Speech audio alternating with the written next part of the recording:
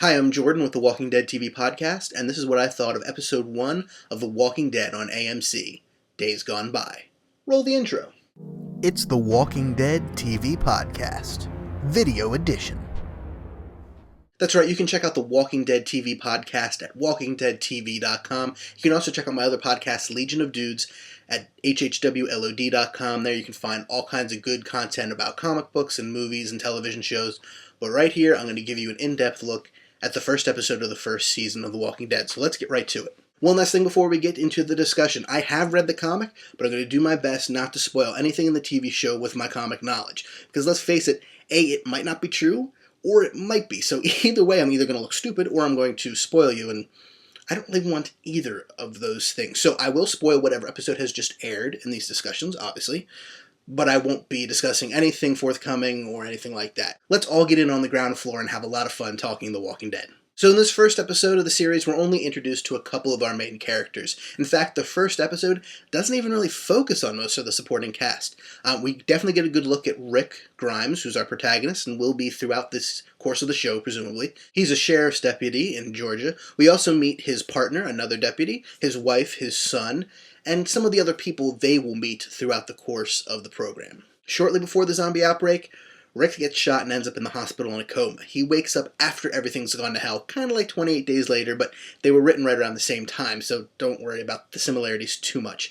Anyway, as soon as he wakes up and finds out that no one's around, the first thing he does is try to find his wife and son, and he gets a hint from a man named Morgan that they might be in Atlanta, so that's where he heads. Now, Morgan, who's played by the always awesome Lenny James, and his son Dwayne, came to Rick's neighborhood with Morgan's wife, who has since crossed over to the zombie side, let's put it that way, and they kind of guide Rick and explain to him what's going on. Now, Morgan's only a supporting character, but we get a lot of his story in this episode. In fact, it's kind of heartbreaking. They don't give you any real finality on his story, A, because, hey, it's Lenny James, you might want to bring him back in the future, and B, because it forces you to take a look at your own self. He has to make the decision of whether or not he's going to kill, in quotes, his zombie wife.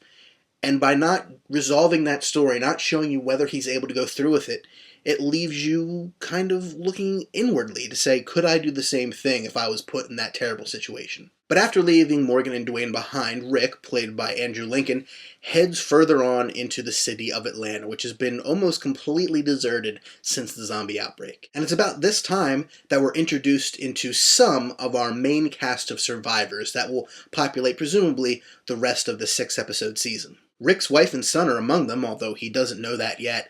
Also with them, and probably just a little too close, Rick's partner Shane, who's, let's just say, filling Rick's shoes and other things for a while everyone thinks Rick is dead.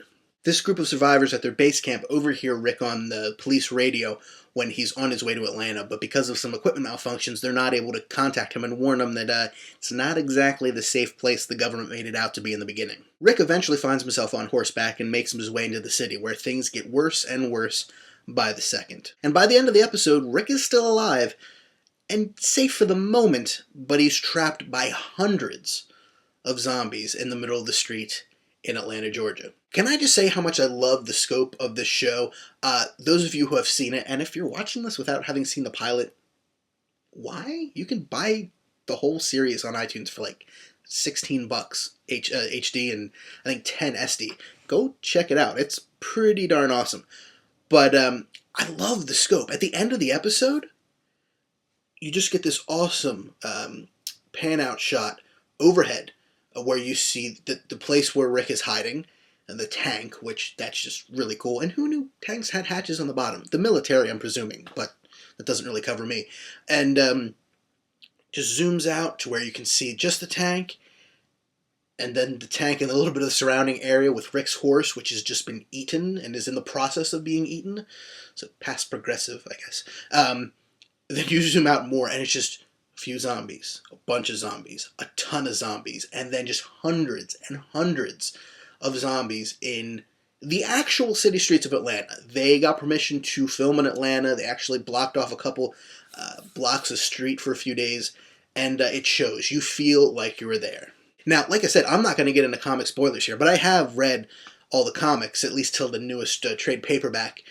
And I gotta say, I was on the edge of my seat the entire time watching the episode tonight. I mean, don't get me wrong, I know where they're going to end up, I think.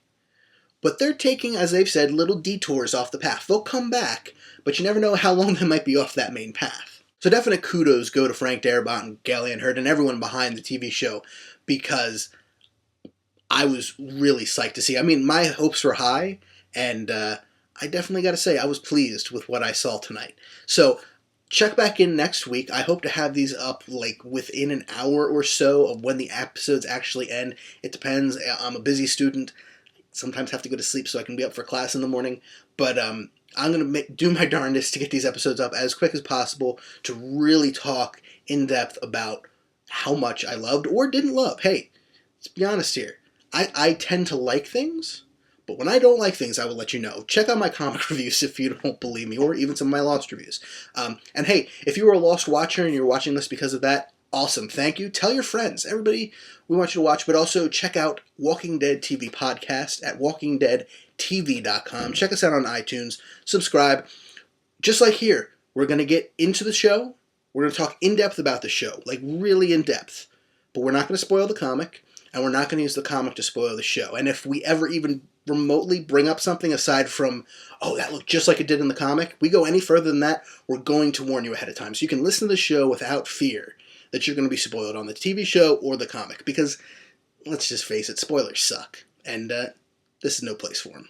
So that's what I thought of episode 1 of The Walking Dead on AMC, Days Gone By. Check back next week for more, and have a good week. It's The Walking Dead TV Podcast, Video Edition.